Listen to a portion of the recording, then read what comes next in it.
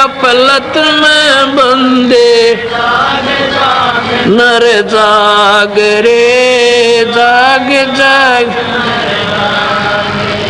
शब्द सैन सतगुरु की पहचानी, पाया अटल सुहाग रे। शब्द सैन सतगुरु की पहचानी, पाया अटल सुहाग रे। नित्यानंद महबूब गुमानी, परगट पूर्ण बाग रे। परगट पूर्ण बाग रे। और बात तेरे काम ना, संतों शरण लाग रे। के सोए गफलत में बंदे, जाग जाग नर जाग। सत साहेब कर जोरों विनती करूं, धरूं चरण पे शीश। गुरु राम देवानंद जी महाराज ने दियो नाम बख्शीश। कोटि कोटि सजदा करूं, कोटि कोटि प्रणाम। चरण कमल में राखियो मैं बंदी जाऊं।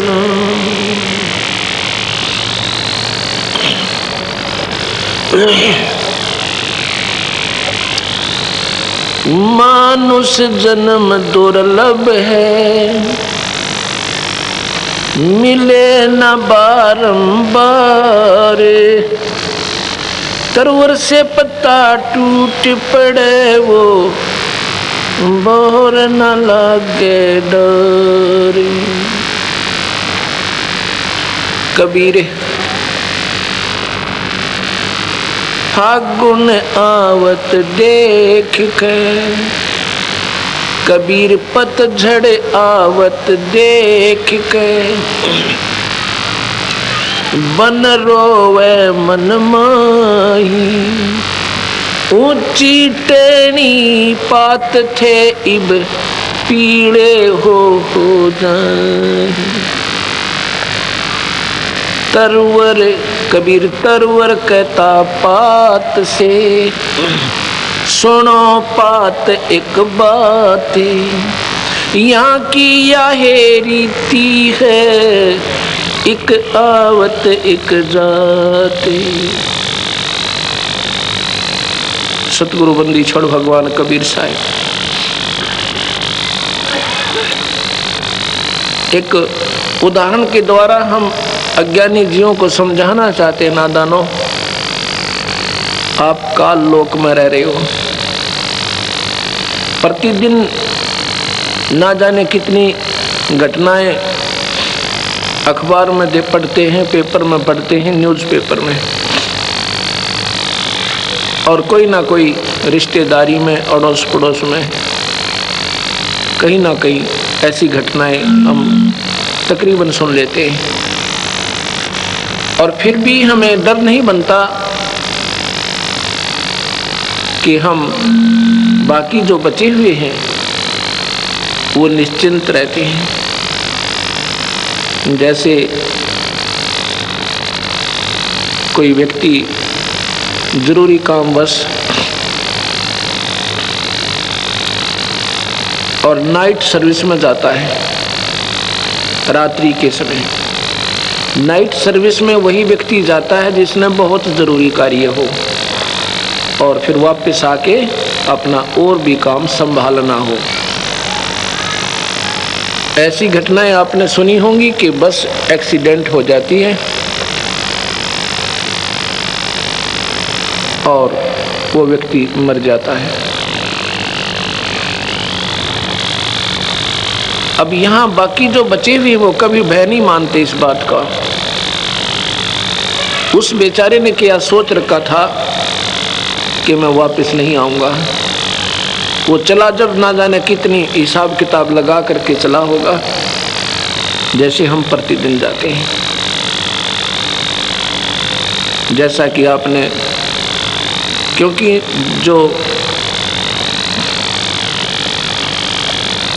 ताज़ी घटनाएं होती हैं वो कुछ दिन याद रह जाती हैं। गुजरात में अनर्थ हुआ, सुना होगा। वहाँ पर कई हजार व्यक्ति और सारे ही 3-4 मिनट के अंदर उन्हीं मकानों के नीचे दब के अपने प्राणांत कर दिए। शरीरांत होगा, उनका देहांत हो गया, जिनको बनाने में 3 पीढ़ी लगी हो मनमाने। तो ये हमने यहाँ के खेल को समझ नहीं पाए हम। इसके बारे में कबीर भगवान कहते हैं कि तुम काल लोक में रह रहे हो और यहाँ ना जाने ये कब के बिजली गिर दे और के घटना घट जा। पीछे उड़ीसा में शाम के समय अपने प्रेम से सपरिवार सोए थे और सुबह लाश तिरती मिली। वहाँ पर 100 तिर रहे थे। समुद्र ने उछाल लिया, साइक्लोन बना और तबाह कर दिया। इसके बारे में बंदी छोड़ कहते हैं, कबीर झूठे सुख को सुख कहे, मान रहा मन मोदे, ये सकल चबीना काल का, कुछ मुख में कुछ गोदे। ये सब काल आहार है, कुछ तो मुख में कुछ तो खा रहा है और बाकियों को खिला रहा है गोदी में। ये तेरा बेटा या तेरी बेटी, ये तेरी संतान, ये तेरी कोठी, ये कार, ये फैक्ट्री। और 1 सेकंड के बाद क्या देखता है? शमशान घाट के ऊपर। यहाँ सतगुरु महाराज कहते हैं, झूठे सुख को सुख कहे, ये मान रहा मन मोद, ये सकल चबीना काल का। होए होए, और कुछ मुख में कुछ गोद।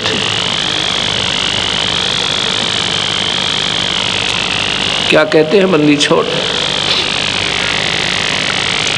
कबीर पतझड़ आवत देख के,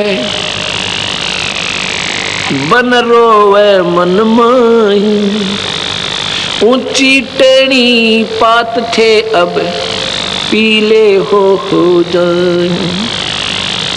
जब पतझड़ आती है, वो पत्ते जो सारा वर्ष बड़ी मस्ती मारते हैं, ऊंची ऊंची टहनियाँ को ऊपर फड़फड़ फड़फड़ और बड़ी मस्ती में रहते हैं, अब वो पीले होते हैं और गिर जाते हैं और अलविदा कर जाते हैं। ऐसे ही ये शरीर, अब हमारे सफ़ेद बाल हो गए, ये टोकन आ गया ऊपर तक। ईश्वर का इशारा है कि सावधान हो जा, अब कभी भी टिकट कट सके, कभी भी जा सकते हो यहाँ से। और वैसे तो यहाँ इस काल की मर्जी है, कभी भी कुछ कर सकता है, पर यो तो पक्का संकेत है कि पीले पत्ते हुए ना और टूट के गिरे ना, उसी समय गिर जाएंगे, अर्थात कभी भी जा सकते हैं।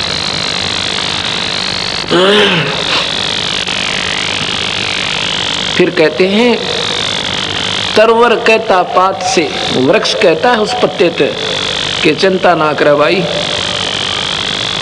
तो टूटेगा, एक नई कोपल फूट आवेगी और वो फिर 1 साल फड़फड़ फड़फड़ वो कर लेगी, फिर वो नीचे जाएगा। तरवर कहता पात से, सुनो पात एक बात, यहाँ की यह रीति है, एक आवे एक जात। तुम लोग ऐसे में रहते हो जहाँ पर कोई स्थिर नहीं, और सथाई लोग ने तुम छोड़ जाए अपनी मूर्खता के कारण, अपनी अज्ञानता के वश उस सतलोक को छोड़कर आ गए, जहाँ पर हम मरते नहीं थे, जहाँ पर हमें कोई पीड़ा नहीं थी, ये 5 तत्व का खोल नहीं था हमारे ऊपर।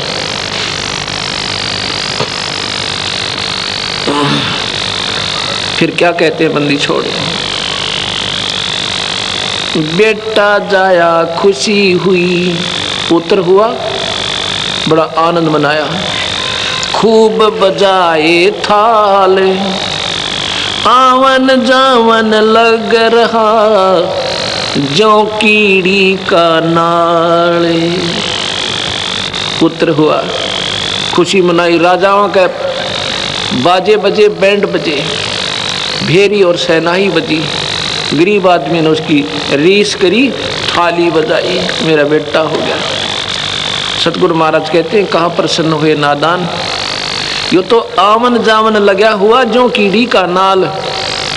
आपने चींटी देखी होंगी, वो लाखों की संख्या में इधर भाग रही हैं, लाखों की संख्या में इधर भाग रही होती हैं, वो कीड़ नाल दिखाई देता है ना, आपने कभी देखा हो, उनको 1 मिनट की फुर्सत नहीं होती।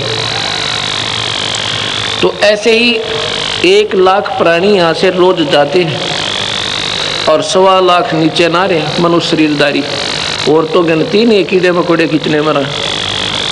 ये मनुष्य 1 लाख ज़्यादा भी हो जाए कोई, बाकी सतगुरु ने ऐसा ही लिखा है।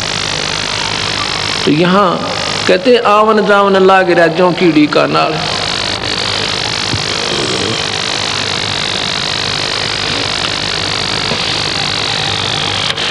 कबीर धरती करते एक पग और करते समुंदर फाले, आठा पर्वत तोलते उनको भी खा गया काले। ओए होए, न कोई हनुमान कैसे पहाड़ ठाया न थे कृष्ण जैसे, इनको भी काल खा गया, यू बख्शे को ना। क्योंकि केवल यहाँ से बचने का एकमात्र तरीका कबीर भगवान का आसरा, वो भी पूरे शरण के द्वारा, पूरे संत के माध्यम से। कबीर साहब ने बार बार यही कहा है कि झूठे गुरु के पक्ष को तजत ना कीजिए कान, और वो मुक्त नहीं होता वो प्राणी, वो भुगते चारों खान, फिर 84 में आ जाएगा। केवल सूखे कबीर पंथ की फीत लगा लेने से जीव काल से नहीं बचेगा। अपने घर पर मूर्ति रख ली, हम बहुत परंपरा से कबीर पंथी हैं, पंथी नहीं हम। पंथी जब होंगे तो सही संत मिलेगा और नाम सहारा मिलेगा। जब हम सतगुरु से जुड़ जाएंगे फिर काल हट जाएगा और सतगुरु हमारे सिर पर छाया रखेगा, बच्चे बच्चे के साथ होगा। एक कहानी सुनाता हूँ सतगुरु की, क्योंकि ये परम पिता है, ये अपने बच्चों के हमेशा साथ रहते हैं। मैंने सुबह भी बताया था, हरियाणा के अंदर 7-7.5 वर्ष के अंदर 1.5 लाख संगत हो गई है कबीर पंथ की, बिल्कुल फ्रेश, बिल्कुल नई। क्योंकि परमात्मा ये हमारा कोई कबीर साहब कोई व्यक्ति विशेष के लिए नहीं या जाति विशेष की नहीं है, लेकिन हम पंथी जल्दी बन जाते हैं। अब यहाँ लगा हुआ ना कबीर साहब के बारे में जानकारी दी जा रही है, साहब का फोटो है, तो काल ने आम जीव के मन में ये धारणा भर दी यहाँ तो कबीर पंथी ही जाते और मत जाना, ये बीमारी और बढ़ दी। क्योंकि काल ने तो जाल डालना है किसी प्रकार जीव सतगुरु के मार्ग से वंचित रहे। सतगुरु महाराज कहते ना हम हिंदू ना मुसलमान, हम तो एक मानव जाति के उद्धार के लिए आए थे भाई। और यहाँ कुछ दिनों के हम हिंदू हैं, कुछ दिनों के मुसलमान, फिर मर के मनमाना की गधे बनाएंगे। कहे कि हम यहाँ सूखी फीत लगा रखी है। तो हरियाणा में सतगुरु की बहुत महिमा, बच्चे बच्चे के मुंह पे सामने बैठ कर सारा परिवार जो है आरती करता, जो हम करते हैं, और दिन में भजन करते हैं, सतगुरु की वाणी का पाठ करवाते हैं, और अपने आप को पिछले बीते हुए समय को याद कर कर रोते हैं, हे परमपिता मुझे ये मार्ग पहले क्यों नहीं मिला, हम इतने दिन भ्रमते और भटकते रहे। तो वो कबीर पंथी नहीं थे, अब वो कबीर पंथी हो गए। क्योंकि पंथ क्या है, सतगुरु के अनुसार साधना करना, उनके पद चिन्हों पर चलना, that is known as the panth. और पंथ कोई नो सीमा थोड़ी है किसी की। तो वहाँ बंदी छोड़ भगवान कबीर साहब की इतनी अजब महिमा है। वैसे तो मालिक सब जगह है, बिजली के गुणों का सबको ज्ञान है, और उसके गुणों की गाथा गाते कि बिजली पंखा चलाती है, बिजली पानी निकाल देती है ट्यूबवेल से, बिजली आटा पीस देती है और बहुत से काम बिजली करती है। दूध रिड़क देती है, कपड़े भी धो देती है बिजली आजकल। अब ये महिमा बना के उसकी बढ़िया बढ़िया लाइन, यानी कोई भजन बना ले, शब्द बना दे, श्लोक बना दे बिजली के, और फिर उसको गाना शुरू कर दे घर पे बैठकर, तू बहुत अच्छी है, तू बिजली पंखा चलाती है, बिजली ये करती है, बिजली वो करती है। ये तो गुण बिजली के हैं जो तुम गा रहे हो। वो बिजली लाभ देगी कैसे? वो प्रोसीजर इससे बिल्कुल न्यारा है। वो तरीका ही भिन्न है जिससे बिजली लाभ देवेगी कैसे। कनेक्शन लेना पड़ेगा, उसका फॉर्म भरना होगा, वो पूरी फॉर्मेलिटीज़ करनी होंगी, और फिर वो जब मीटर लग जाएगा, कनेक्शन मिल जाएगा। जो गुण गाया करते थे बटन दबाओ लाभ लो। ऐसे सतगुरु की महिमा गाने वाले संतों की कमी नहीं। मैंने सुबह भी बताया था, कबीर पंथ में शिष्य कम है, गुरु गणे। और वो शब्द गाते हैं, सतगुरु की महिमा सुनाते हैं, कहते हैं फलाना संत सतगुरु की बहुत बढ़िया बानी जानता है। अरे सतगुरु की बानी तो ये लिख रखी कबीर साखी, ये बढ़िया और घटिया क्या होती है?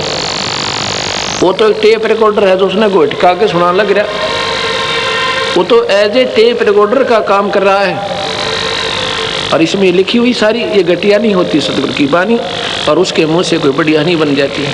हाँ, हम अलगोजा, हम कान के विषयी हैं, हम सबर पसंद करते हैं। सतगुरु ने कहा है कि कबीर हरि के नाम बिना ये नार कूतिया हो, गली गली भौंकत फिरे टूक ना डाले को। अब इसने सुनकर कलेजा धड़कना चाहिए कि हम कुतिया बनेंगी, और कुतिया बनकर के सलूक होगा अपने साथ। ये डर तो लगा नहीं? कहते नहीं, इस महाराज का बढ़िया गला नहीं था, वो फलाना बहुत बढ़िया सुनाओ था। अरे कोई बात हुई या? तुम तो नशे में हो, फिर आपके हृदय में अब नशा नहीं उतरा आपका। जैसे मैंने दिन में कहा था, कोई मुझे आकर कहे कि आपके चोरी हो गई, और मैं कहूँ कि उसने बढ़िया नहीं बताना आया, आप बताओ। फिर वो गा के बताए आपका चोरी हो गई, तो अच्छा लगेगा। कलेजा धड़कना चाहिए था कलेजे में, और चल पड़ना चाहिए था उसी समय उठकर। अगर शराब ना पी रखी होगी, नशे आदमी कह सकता है इसने अच्छा नहीं सुना, आप सुनाओ। ऐसे ही ये इतने दुख की बातें, और फिर कहते नहीं वो अच्छी सुनाता था। तेरा गजब हुई हो, तेरे हृदय में जगह नहीं बनी ईश्वर की, इसलिए फलाना अच्छा दकड़ा अच्छा। अच्छा तो ये है, उसी समय दर्द हो, उसी समय हृदय के अंदर कसक उत्पन्न हो, और त्याग दे बुराई, लग जा सतगुरु चरणों में, अपना कल्याण करवा ले, तो बात हुई। तो ऐसे ही हम गाने और बजाने पर नहीं उलझना चाहिए। तो जो प्रसंग चल रहा था वहीं फिर आते हैं कि सतगुरु की जो महिमा है,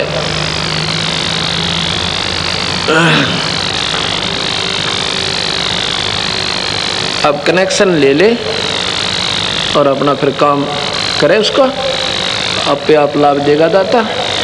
तो देखो, विचार करना होगा। सतगुरु महाराज सन 1398 में, सन 1398 जून में, यानी जेठ मास, ज्येष्ठ उतरते की पूनम के दिन सुबह ब्रह्म मुहूर्त में 1455 विक्रमी संवत में सतगुरु आए थे। ये तो हम उनके कलयुग की एक प्रत्यक्ष, उन्होंने एक जीवन यहाँ एज ए मैन, एक व्यक्ति की तरह जीवित रह कर दिखाया था। वैसे तो वो अनंत कोटि ब्रह्मांड के मालिक हैं, जब चाहें आ जाते हैं, जब चाहें चले जाते हैं, और यहाँ भी रहते हैं। तो सतगुरु के बारे में जो हम जानकारी आपको देना चाहते हैं, उस समय उनके 64 लाख शिष्य हो गए थे, 64 लाख। और दूसरे किसी को नाम देने का भी आदेश सतगुरु ने नहीं दिया था। हालांकि कमाल जैसे और सर्वानंद जैसे विद्वान बन गए थे, सतगुरु की 4 बातें सीख कर अपनी अपनी डफले भी बजाने लग गए थे, पर सतगुरु ने उनको मना कर दिया था, नादानो अपना काम बनाओ, काहे के महंत पाको तुम गधे बनोगे काल में।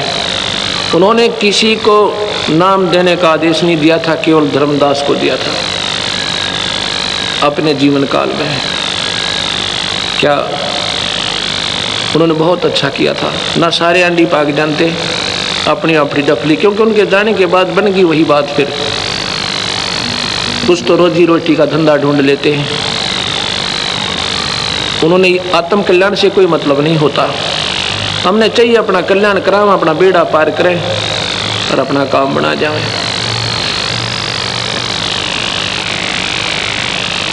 क्योंकि भले ही हमें जानकारी भी हो जाए सतगुरु के बारे में और हमें ये भी ज्ञान हो जाए ये पूर्ण परमात्मा है और हम बताने भी लग जाए दुनिया को, पर हम उसका लाभ नहीं दे सकते। हम केवल प्रचार कर सकते हैं, लेकिन केवल प्रचार से भी सतगुरु की बात बने कोई ना। ज्ञान हो गया कि पूर्ण परमात्मा है, उसको पाने की विधि आपके पास है, नहीं तो आप यूजलेस, व्यर्थ। ये तो संत जिनके पास शब्द शक्ति होती है और उनको आदेश होता है नाम देने का, वो अगर आपको उपदेश देते हैं उनका उपदेश फलेगा, अन्यथा नहीं फलेगा। क्योंकि सतगुरु फिर शब्द शक्ति से अपने अंशों से जुड़ता है। बातें बताने वाले बहुत अच्छे मिल जाएंगे, वक्ता भी बहुत अच्छे होंगे आपके, एक से एक बढ़िया बोलने वाले भी मिल जाएंगे आपको, पर वो रोग नहीं काट सकते आपका, वो आपको कुछ नहीं दे सकते। कैसे? मुख्यमंत्री के आने से पहले मुख्यमंत्री का कहीं पर प्रोग्राम हो, उनके आने से पहले वक्ता धरती और आसमान मिला देते हैं। इतने बढ़िया लेक्चर देते हैं, इतनी बढ़िया स्पीच देते हैं, लेकिन उनका पल्ला कुछ नहीं। वो तो मुख्यमंत्री आएगा और जनता अपनी अर्ज करेगी, एक शब्द कहेगा, अच्छा भाई सड़क बना दो। कहते हैं कि स्कूल नहीं है, कन्या स्कूल बना दो, उसके शब्द में शक्ति है। और वह सूखे ढोल पीटते थे पहले, उनके पास कुछ नहीं था। ऐसी बातों के बताने वाले, शब्दों के गाने वाले, कबीर साखी को बड़े ढंग से बताने वाले संतों की कमी नहीं है, पर शब्द शक्ति के बिना वो जीव को कुछ नहीं दे सकते। स्वयं भी धोखे में, इसी करके कबीर पंथ फेल होने जा रहा है। ये 3 लोक के भगवानों का डंका पीट रखा और वाह वाह हो रही, इस परम पिता का, परम शक्ति का, और किसी को ज्ञान भी कोई ना। कोई तो कहता है ये तो संत थे, कोई कहता है तो भक्त थे, कोई कहता है ये तो एक मामूली से जीव थे।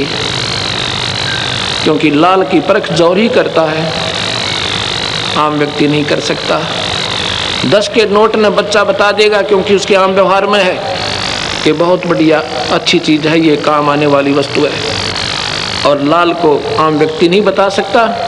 कोई कहे ये 9 करोड़ रुपए की कीमत रखता है, यकीन नहीं हो सकता, क्योंकि वो उनके व्यवहार में नहीं है।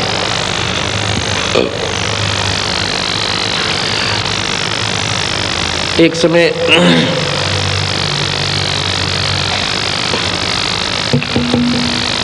हरियाणा का मैं जिक्र कर रहा था अपने कबीर भगवान की महिमा का। सतगुरु महाराज किसी व्यक्ति विशेष के नहीं है।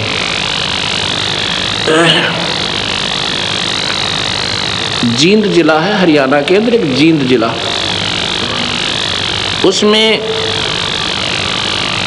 एक श्यामा दीक्षित नाम के राजस्थान के रहने वाले एक बहन है, उनके पति का नाम नवरत्न दीक्षित है। वो राजस्थान के अजमेर साइड के ही रहने वाले, शायद बानी गंगानगर साइड के, और वो दिल्ली के अंदर उन्होंने अर्बन स्टेट में कोठी बना रखी है। वो बहन श्यामा दीक्षित, उसने कहीं दूसरे संत से नाम भी ले रखा था। और एक हमारी शिष्या भगतमती शशि, वो सामने टी स्टॉल पर बैठी है, माई बहन जो टी स्टॉल ये बुक स्टॉल पर, जहाँ पर ये फोटो सतगुरु के स्वरूप बेचे जा रहे हैं, साथ में वो पुस्तकें देते हैं, कैसेट वगैरह, वो वहाँ सेवा कर रही है, फ्री ऑफ मतलब सेवा माई है। और ये हेड मिस्ट्रेस है हाई स्कूल की। कोई ने सोचा वो बावड़ी सी बैठी होगी, हेड मिस्ट्रेस एट प्रेजेंट है, छुट्टी लेकर आ जाती है सेवा में। और क्योंकि ये कहती है जी मैंने आपके मिलने से पूर्व मैंने कोई संत नहीं छोड़ा, मैंने कोई पंथ नहीं छोड़ा, जहाँ जहाँ मैं गई 20 साल से कंटिन्यूस ट्राई में थी, पर मुझे स्थान अब मिला, ये कहकर रोने लग जाती है। ये और वो श्यामा दीक्षित एक ही गुरु की शिष्या थी पहले।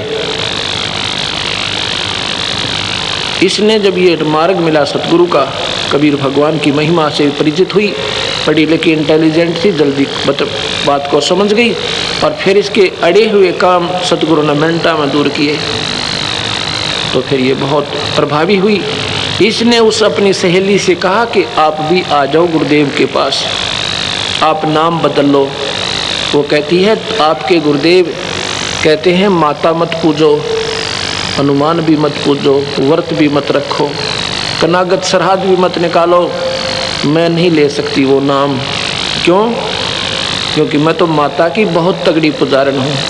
मैं तो बचपन से माता के ऊपर इतनी आसक्त हूँ कि नवरात्रे करती हूँ, आठा का व्रत रखती हूँ, मैं माता को नहीं छोड़ सकती। एक दो सत्संग भी सुना, पर वो कर्महीनता के कारण सतगुरु से जुड़ी नहीं। लगभग 2 वर्ष हो जाते हैं। एक दिन वो वही श्यामा दीक्षित इसी शशि प्रभा के साथ हमारे पास जींद आश्रम में आती है, रोती है, आंखों से आंसू नहीं सूख रहे हैं, कहती है महाराज जी मुझे नाम दे दो। मैं कहने लगा भाई आप तो मैंने पहले भी देखा है, अक्जी देखा है, मैं अभागिन थी, मैं पापन थी, मैंने आपकी महिमा को समझी नहीं।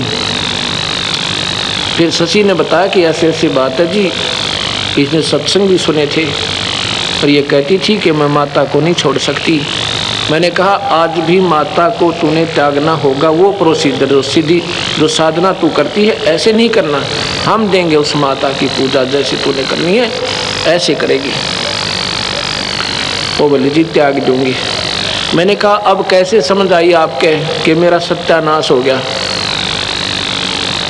सत्यानाश कैसे होता है? जिसको घर पे कनक भी ना हो खाने के लिए, पड़ोसियों ने 2 बोरी गेहूं की डाली जब उनका आटे का काम चला पेट का, और उसकी कितनी संपत्ति थी। जींद मेन बाजार के अंदर एक गारमेंट्स की दुकान थी अपनी, जिसकी अपनी कीमत लगभग 10 लाख रुपए की, और 1 लाख रुपए का उसमें सामान भी होगा। गारमेंट्स का बहुत ज़्यादा मेन कीमती सामान होता है। एक 10 लाख रुपए का कारखाना लगा रखा था हैचरी का, 3 गाड़ियाँ थी। कहती आज हमारे पास साइकिल भी नहीं है और आटा भी दूसरों से खा रहे हैं। उसने कहानी बताई कि शशि ने मुझे बहुत कहा था तू आजा गुरुदेव की शरण में, पर मेरी बुद्धि भ्रष्ट हो रही थी। बचपन से ही संस्कार पड़े हुए थे, राम और कृष्ण की भक्ति और माता की पूजा, और गुरु जी भी बनाई रखे थे। और दूसरा मेरे ऊपर क्या असर हुआ कि एक दिन मैं अपनी कोठी से निकलकर शाम के 5 बजे, गर्मियों के दिन थे, ऐसे टहलने चल पड़ी। देखती हूँ एक बढ़िया सी कोठी में और माता जी का जागरण हो रहा है। उस जागरण की आवाज़ जो मैंने सुनी, माता की जय बोली जा रही थी, मेरा तो गीसा गल गया, इतना आनंद आया। और पहुँच गई कोठी में, पहली बार गई थी। वहाँ प्रतिदिन ही 5 बजे से 6 बजे तक सत्संग होता था, जागरण होता था माता का। देखी तो सैकड़ों बहन और भाई वहाँ पर विराजमान थे। और बड़ा फोटो माता का 8 भुजा वाली माता का रखा हुआ था, ज्योत जग रही थी। मैं जब बैठ गई, मुझे 5 मिनट बैठी न हुए, इतने भी माता के पास एक औरत ऐसे बेहोश पड़ी थी। उसमें से आवाज आई कि श्यामा दीक्षित, श्यामा आगे आ जा, श्यामा मेरे पास आ जा। मैंने सोचा कोई और श्यामा होगी, मैं तो आज प्रथम बार तो आई हूँ, मुझे कौन जानता होगा। नहीं उठी। 3-4 आवाज लगाई, एक व्यक्ति खड़ा हुआ, कोई श्यामा है बहन आगे आ जा, माता बुला रही है। तो मैं खड़ी हुई और श्यामा कोई थी नहीं, मैं वहाँ पहुँच गई। तो वो औरत बोलती है, उसमें माता बोल रही है, कहती तू मेरी 1 नंबर की भक्तनी है और 14 महीने मेरी अखंड जोत लगा दे, बुझने मत देना दिन रात, तेरी मौज मचा दूंगी। कहने लगी मैं तो और सोने पर सुहागा हो गया, बहुत खुश हुई। हे भगवान, इतने व्यक्तियों में माता ने मुझे ही चुना। घर में ब्योंत बढ़िया था, अगले दिन नहा धोकर अखंड जोत शुरू कर दी। 14 महीने में मेरा सत्यानाश हो गया, सर्वनाश। कोठी बिकी, वो दुकान बिकी, वो कारखाना बिक गया। 3 कार थी मारुति, तीनों वह बिक गई। और एक बच्चे की सजा हो, यानी उसको किसी झूठे सच्चे केस में कैद हो गए। वो मतलब उसकी जमानत भी नहीं हो पा रही थी। फिर मैंने कहा कि अब तू कैसे आ गई? कहती है माता दिखाई दी मुझे स्वप्न में, नहीं तो अब भी नहीं आती। क्या हुआ? उसने कहा कि श्यामा आपका नाम लेके अगर जान बचाना चाहती है तो सतगुरु हंस के पास पहुंच जा, और तेरे मेरे बस की बात नहीं तेरे इस दुख ने निवारण करने की। आप शायद नादान ये सोचोगे महाराज अपने सतगुरु की महिमा ही गाने के लिए बातें बना रहे होंगे। कतई नहीं, जितना मैं बोलूँगा 1% भी गलत नहीं होगी और सोच आपकी अपनी होगी। क्योंकि मैंने क्या हो सकता है बेमतलब के फिजूल में थूक बिलोवन की, कोई लोभ नहीं, कोई लालच नहीं आपसे, कोई न सोचे स्वार्थवश संत और ऐसे ही डींग पेल रहे होंगे। नहीं, आज तक किसी से ये नहीं कहा है कि 10 रुपये दान दे दे या पर्ची काट दे, और कई लाखों के समागम हो चुके। सतगुरु अपने हंसों को तैयार रखता है। कबीर साहब कहते हैं जो मांगे सो बढ़ुआ के ये दर दर फिरे अज्ञानी, और जोगी जोग संपूर्ण जिसका मांग ना पीवे पानी। संत मांगा नहीं करते, उनका वो तो दुनिया के घर भरा करते हैं। तो मैंने उससे कहा नाम ले लिया। कहती है उस दिन मैं रोटी नहीं खाई थी, सारा दिन अन्न नहीं था हमारे घर पर, जिस दिन नाम लिया। आश्रम में खाना खिलाया, ये सभी को कहा जाता भंडारा सतगुरु का भोजन पाओ। फिर एक भक्त है हमारा, उनके वहाँ हम चाय पीने गए, वो साथ गई। सारा दिन हमारे साथ रही, रो रही थी। 3 दिन इंतजार किया था उसने मेरा, मैं नहीं जा पाया था किसी कारणवश। कहती है जी मैं रो रो के वापस जाती थी आश्रम से कि मैं बहुत कर्महीन हूँ, क्योंकि मुझे भगवान नहीं मिल सकते। नाम लेकर गई थी। 1 हफ्ते के बाद उसका लड़का रिहा हो गया, बरी होगा। अब उन्होंने लगभग 1.5 वर्ष हो गया नाम लिए ना। 3 लड़के और एक उसका पति और वो स्वयं, उन चारों को नौकरी मिल गई सतगुरु की कृपा से, और उनकी वो मौज होगी। अब वो रोती है और दुनिया को कहती है ये तो सतगुरु फ्री में देता है, ये लाभ तो आपको फ्री ऑफ कॉस्ट। जो असली मूल दुख आपका जन्म और मरण का, वो सतगुरु काटेंगे। जग सारा रोगिया रे जिन सतगुरु वैद न जाना, जग सारा रोगिया, जग सारा रोगिया रे जिन सतगुरु,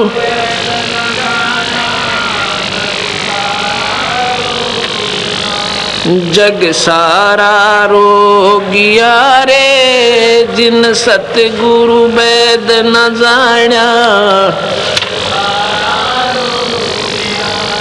जन्म मरण का रोग लग्या है, तृष्णा बडरी खांसी। जन्म मरण का रोग तृष्णा बडगी खांसी। आवागमन की डोर गले में पड़ी काल की फांसी। जग सारा जिन सतगुरु वेद न जाण्या, जग सारा रोग, जग सारा रोगिया रे। जग सारा रोगिया। साचा सतगुरु कोई न पूज, झूठे जगपतियासी। साचा सतगुरु कोई न पूज, झूठे जगपतियासी। अंधे की बागही अंधे न मार्ग कौन बतासी। जग सारा रो अरे जिन सतगुरु वेद न जाण्या, जग सारा रोगिया रे।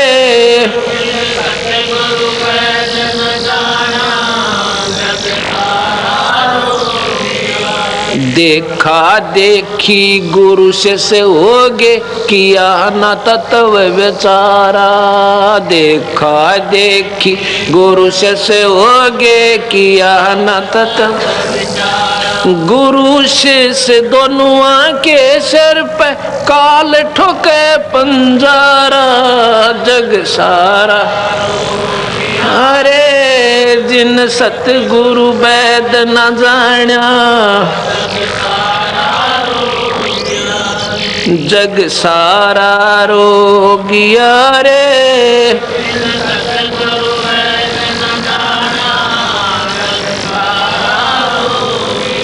सार शब्द सर जीवन बूटी, गस गस अंग लगावे। सार शब्द सर जीवन गस गस अंग लगा। कह कबीर तुम सतकर मानो, जन्म मरण मिट जावे। जग सारा रो रे जिन सतगुरु वेद न जाण्या, यारे जग सारा रोगिया रे। जिन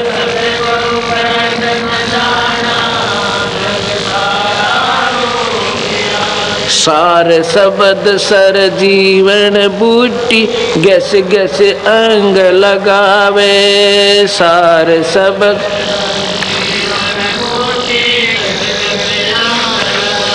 कहे कबीर तुम सतकर मानो, जन्म मरण मिट जावे। जग सारा जिन सतगुरु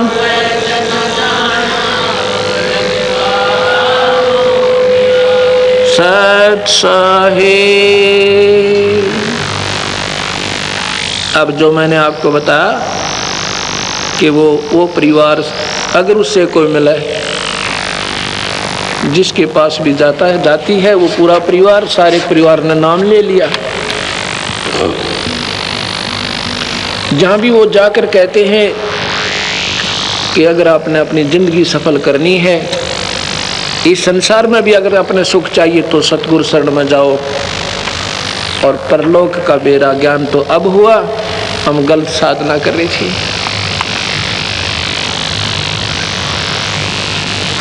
अब एक और बताता हूँ।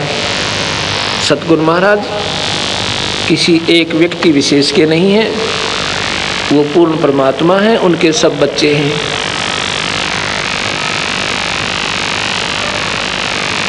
उसी जींद जिला में पटियाला चौक पे एक रमेश नाम का, रमेश जैन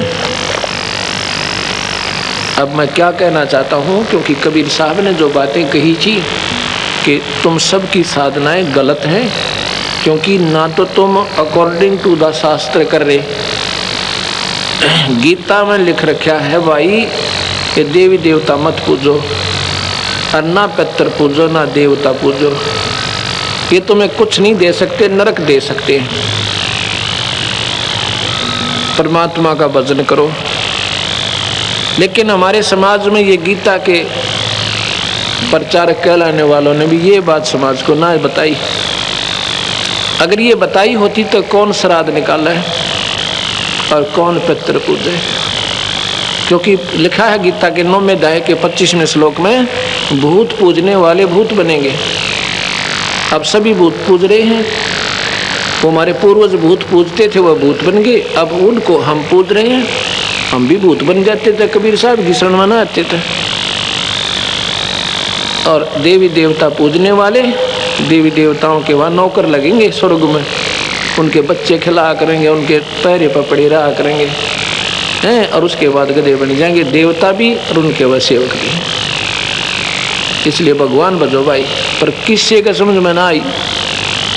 लिखा है गीता जी में कि शास्त्र के विरुद्ध साधना करने वाले प्राणी कभी ना तो इस लोक में सुखी हो सकते ना परलोक में।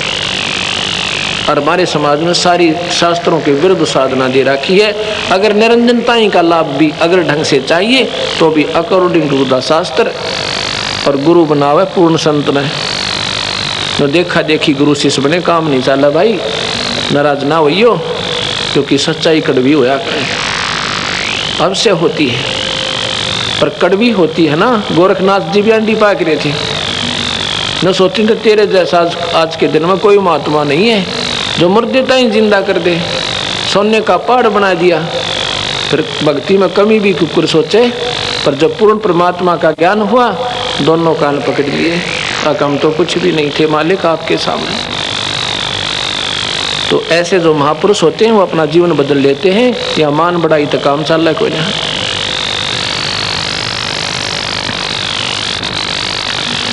तो जो हम कहना चाहते थे आपको, सतगुरु महाराज कोई व्यक्ति विशेष के नहीं है। गीता जी में भी ये लिखा है कि तो अगर हम निरंजनता ही का तक का भी लाभ चाहते हैं, काल तक का, क्योंकि गीता में काल भगवान कहता है मैं काल हूँ, और अपनी साधना बताता है ऐसे करो अर्जुन, गुरु बनाओ और भाई ओम नाम का जाप करो, और साधना मत करो, केवल एक ईश्वर की साधना। फिर कहता है अर्जुन तने पूर्ण मुक्ति चाहती है, उस परमात्मा की शरण में चला जा। गीता के 18वें श्लोक का 40वां 18वें अध्याय का 40वां और 62वां श्लोक प्रमाण देता है। अध्याय 8 का 9, 10 और 11 प्रमाण देता है, पढ़ के देखो। और पूरा का पूरा 13 और 14 अध्याय और 15 अध्याय उस परमात्मा के बारे में पूरा प्रमाण दे रखा है, उस अविनाशी ईश्वर के बारे में। उसका भजन करो भाई, पूरी मुक्ति वो देगा, और वो सबका पालन करता है, वही सबका जो है ना परमात्मा पूज्य है। लेकिन हमारे समाज में उल्ट साधना डाल दी। वो रमेश जैन, उसके घर में 5 सदस्य, 6 सदस्य, 2 लड़के, 2 लड़की और 2 स्वयं। एक बड़ी लड़की, दूसरे नंबर की, और फिर 2 लड़के जुड़वा। जब वो सतगुरु की शरण में आए इस दास के माध्यम से, वो छोटे लड़के जो जुड़वा हैं वो 7 वर्ष के थे। उस समय उस परिवार की क्या हालत थी, बड़ी से छोटी लड़की, उसको मिर्गी के दौरे पड़ते थे। मिर्गी, उस समय वह लगभग 10 वर्ष की होगी। दोनों लड़के जब से जन्म से पैदा हुए थे, उनके ऊपर लगभग 3 लाख रुपए वो स्वयं बताता था लग चुके, और ट्रीटमेंट चल रहा था। उसकी पत्नी का नाम कमलेश है, उसको दमे की बीमारी थी, दमे की बीमारी थी। जब उसने नाम लेने के लिए वो आए, किसी सेवक ने बताया, मैंने उसको कहा कि आप जैन हो? कहा जी। तो आप थानक में भी जाते हो? हाँ जी। अब देखो, पूजा किस लिए करते हैं? हम गोली किस लिए खा रहे हैं, कैप्सूल किस लिए ले रहे हैं? ट्रीटमेंट के लिए कि बीमारी कट जाए। कहाँ जी, जब बीमारी आपकी कट नहीं रही तो आप दूसरे डॉक्टर के पास जाइए। कहाँ जी, जाना ही पड़ता है। तो फिर क्या करोगे? जो वो डॉक्टर कहे ये कैप्सूल खाओ, ये छोड़ दो, तो तुम पहले खा रहे हो, इनको मत खाना, तो आप क्या करोगे जी? छोड़ दूंगा और नए खाओगे ना जो वो देगा। कहाँ जी, बस ऐसे ही है। मंदिर में भी जाते हो? कहाँ जी, मंदिर में भगवान है? ना जी। क्यों मैं जाते क्यों हो? जाता था ही भी नहीं जाऊँ। भगवान होता तो मेरी बिरान में टीना होती, हम बहुत जाते थे। आप जैन धर्म में भी गए हो, वहाँ भी संतों से मिले हो कि मिले हैं जी? खूब। उन्होंने जो कहा हमने सब कुछ किया। और गुग्गा पीर भी पूजा, हनुमान जी भी पूजते हैं। और फिर भी यह दुर्गति तुम्हारी, और यह तो समझ में ना आती। सब कुछ कर रहे हैं और फिर दुख न्यू का न्यू। अब अगर तुमने सतगुरु शरण में आना है, सब पूजाएं त्याग दो, केवल जो हम कहें ऐसे करो, अपने भगवान का भजन करो। ये तो तुम्हें जन्म मरण से छुटवा होगा।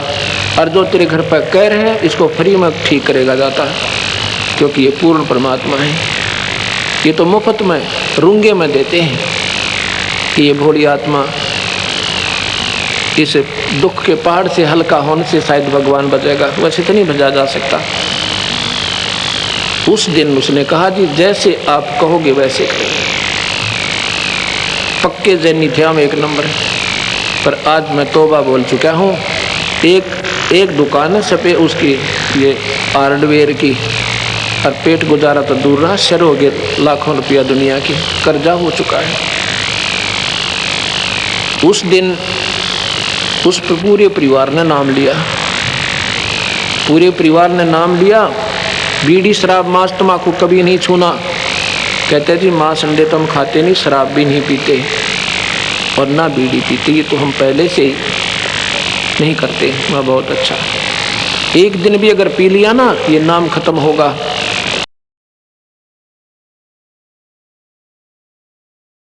दूसरी पूजा कर दी तो हाथ उठा लेंगे।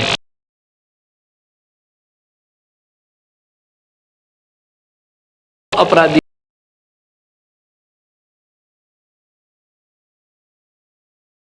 एक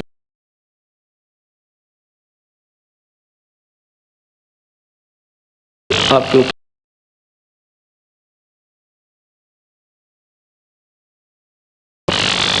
बहुत से जाते हैं।